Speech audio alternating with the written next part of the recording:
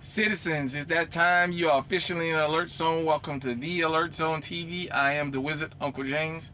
I would love for you to become a citizen of Alert Zone, and you can do that by, hitting the subscribe button, hitting the bell so you can be notified when we drop fire content, giving the video a like, sharing, and all that other good stuff. So, I want to say thanks and shout out to everybody that visits the channel, that comments, that likes, that subscribes, but that actually takes the time to view the content. Everybody ain't gonna see every video that's subscribed to here. I understand that. I'm not the only person on YouTube. You got damn near millions of channels you can select on YouTube. You got different genres. You get notifications all the time. Sometimes I get a chance and I get to knock out 5-6 videos back to back to back to back to back, and I drop them all like that because I don't never know how my schedule is gonna be. But I want to shout out Rose Ivory.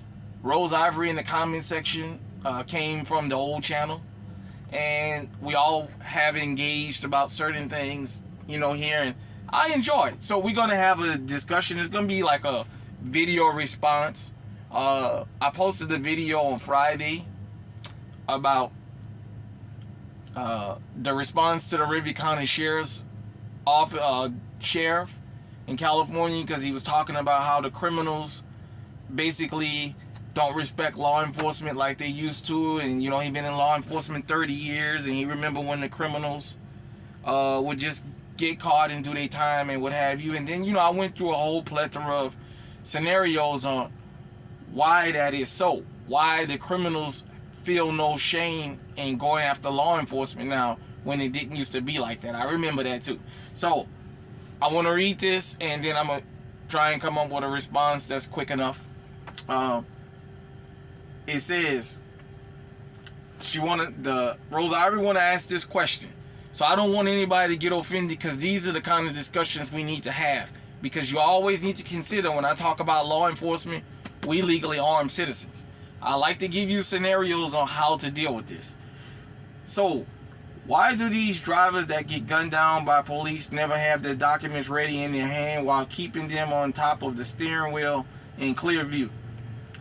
For the police officer, when he comes up to the window, have the interior lights turned on so the officer can clearly see what is inside of the vehicle, politely pass the required documents to the officers through the open window the moment the officer comes up to them and asks them to keep their hand over their documents, and then keep their hands motionless on top of the steering wheel and keep quiet until asked a question.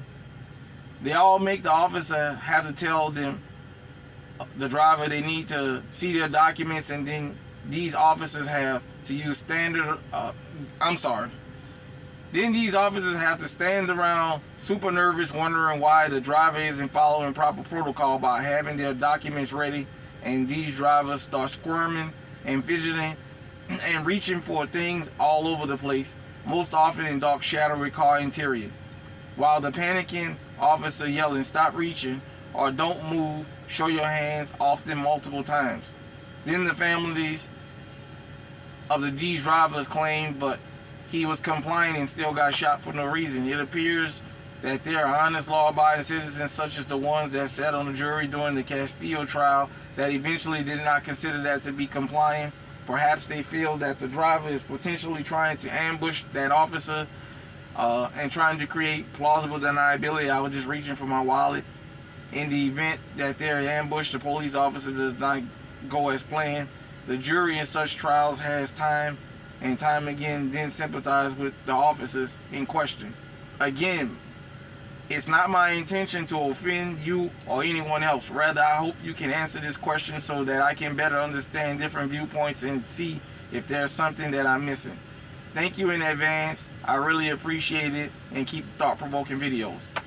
So, shout out to Rose Ivory for this. I hope everybody was able to hear me. Sorry about that. So here's my response to that. When I do the videos about dealing with law enforcement, especially in a traffic stop, I always tell you, keep your hands where you can see them. where the officers can see him. What I want everybody out there to understand and may feel the same way is when the police hit the lights on you and you reach over, in their mind you're already hiding something or you're reaching for something before they pull over. Most people don't ride with their driver's license, registration, and insurance right over the in the sun visor right there. Most people keep it in the glove compartment. When the police hit lights on you, and this is because I've been stopped by New Orleans Police Department and other departments across the country, but NOPD broke me in young. When they hit the lights, you pull over. If you got a seatbelt on, don't take it off, because they'll argue down there they pulled you over for a seatbelt. The reason you don't reach for anything before they tell you is you don't know who's stopping you. And because you don't know who's stopping you, you don't know what mood or mode they're in. That's number one. Number two, as far as people not having their documents, as driver's license, registration, insurance, I don't know why. I can't answer that part in the sense of, I do agree that if you're going to drive, you should make sure you have everything you need, because we always preach righteousness here and we always preach law-abiding citizens. I always tell you guys and girls out there to try and make your stop as short as possible. Driver's license, registration, insurance. Now, most men carry their driver's license in their wallet. If their wallet is in their back pocket, well, don't know about you, I'm not reaching in my back pocket before I'm told to by an officer, because in their mind, I'm either hiding for something or reaching for something. Keep in mind, I'm a law-abiding citizen that carries a legally owned firearm. So I always keep that in mind, to keep my hands where they can see them and just do as I'm told. Now, with the Philando Castillo thing, here's where this whole thing gets tricky. He was told he was pulled over for a taillight. Then he said, you fit the robbery description of a robbery suspect. Then he told him it was a taillight again. Then he told him I have a firearm and a permit. Then he told him to get his ID, and then he shot him. I've seen people get arrested for not moving and saying, no, because you're telling me one thing, but I'm not going to reach in front of you. I don't know, Rose, if you ever actually went through a police stop, or if you've ever been actually stopped by an aggressive officer. I have. More times than I can count, more times than I wish I could remember, but I have. I've been stopped by officers that told me I was just too cooperative, because I just gave them everything and kept quiet. Why are you so quiet? Why you don't want to talk? Are you hiding something? You just making this too easy. At the end of the day, I just want to get it over with. At the time Philando Castillo happened, America, a lot of people who deny things like that actually happen, still hadn't really seen the brunt of what we was talking about until the whole Derek Chauvin thing with George Floyd. That opened a lot of people's eyes to things that we had always said exist. And a lot of people started coming out of that denial stage that these things actually happened, because we saw it in real time. It wasn't an altered video where somebody could possibly be accused of altering a video. Everybody saw this basically live as it was happening. And it was witnesses on top of witnesses on top of witnesses. So it wasn't just on the side of the road type of thing. Officers have an interesting job in the sense of how to stop criminals and where. Unless you've actually been stopped by rogue officers, maybe it may be hard to understand some of the things that I say and why I give the advice I give about being stopped by law enforcement officers. I've been stopped by officers on times that I was speeding and they let me go. So I don't want to make it seem like police all of them just stop everybody and there's never no reason to stop. We all have been cut off in traffic. We all have been doing the speed limit and somebody drive by us doing 200 mile an hour and we say, where's the cops when you need them?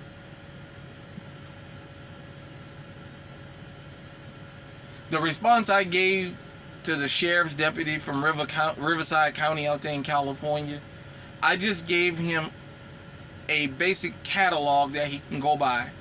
And the one thing nobody could do is discredit or disprove anything I said about that video. You may not understand it, but I pointed out case after case after case of these types of things.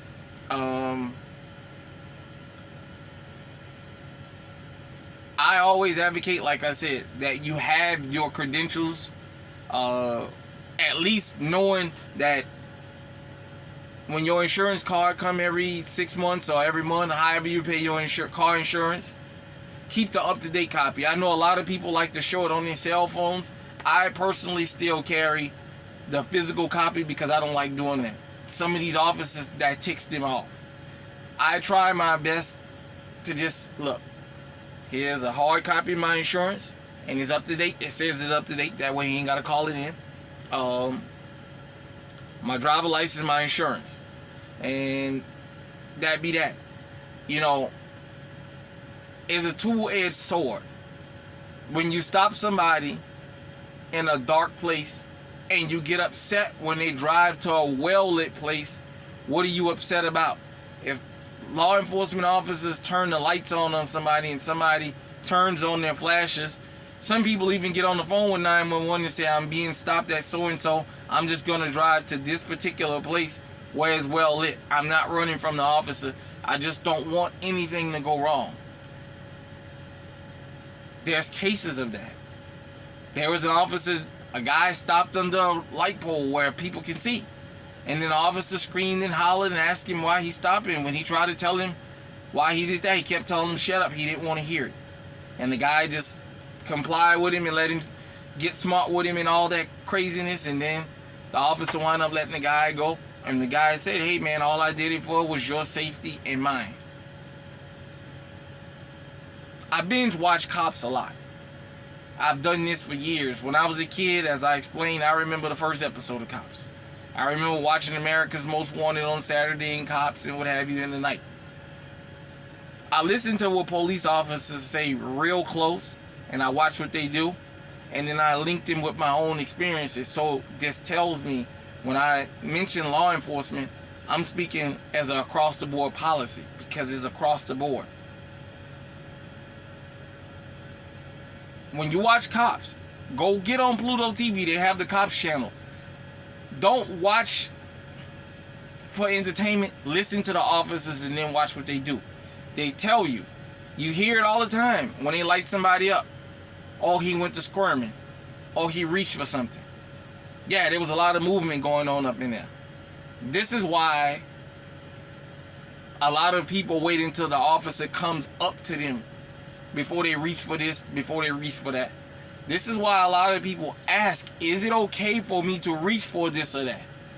Because the way the officers are trained, when they light you up and you start reaching for stuff, even though you may be getting your driver's license, registration, and insurance together so you can show it to them, the mere fact that you're reached, you just escalated something right there. The mere fact that you're reached, because in their mind, you got drugs or you got guns or something you don't want them to know or want them to see. Period, point blank. So this is kind of why I say what I say.